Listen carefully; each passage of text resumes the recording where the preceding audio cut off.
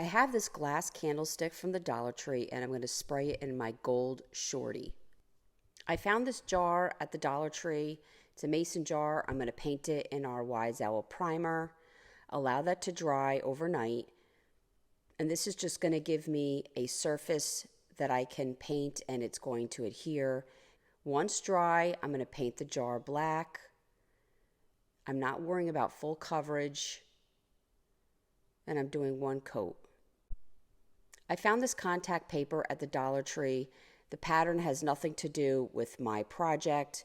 I just cut a small piece out, folded it in half, and then using my pinking shears, I'm going to cut out a half of a smile, and I'm going to add a little tooth here so that I have that jack-o'-lantern smile.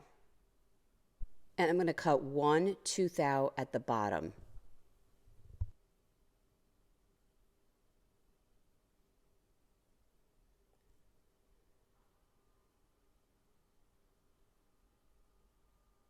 Then I'm going to cut out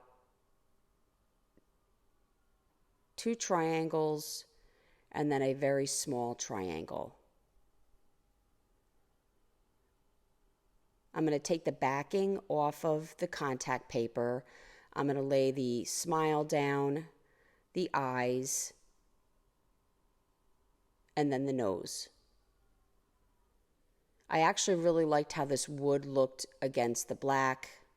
But once this is on there, I'm going to go in with some mandarina and I'm going to cover my jar. You kind of want to make sure that you go light with the mandarina around this contact paper and you just want to build up your paint. I think I did 2 coats. You could still see the black through, but it was kind of the look I wanted. And I did 2 coats and I do not wait for it to dry. And I take a razor blade and help me lift up the contact paper. I loved how the pinking shears left the jagged edge. I felt like it gave it some extra detail. And I removed the smile, the eyes, and the nose, and going to allow this to dry. The lid to my jar was already gold.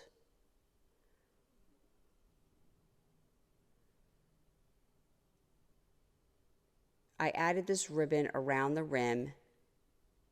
It's just a sheer, kind of a champagne gold vibe, and created a bow.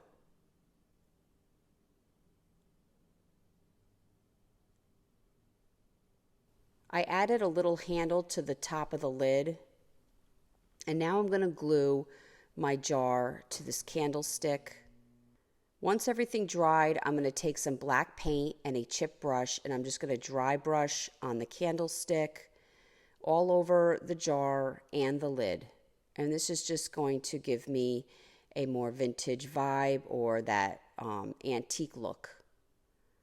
I'm going to spray some of the gold on a plate, put it on my brush, and dry brush the gold on.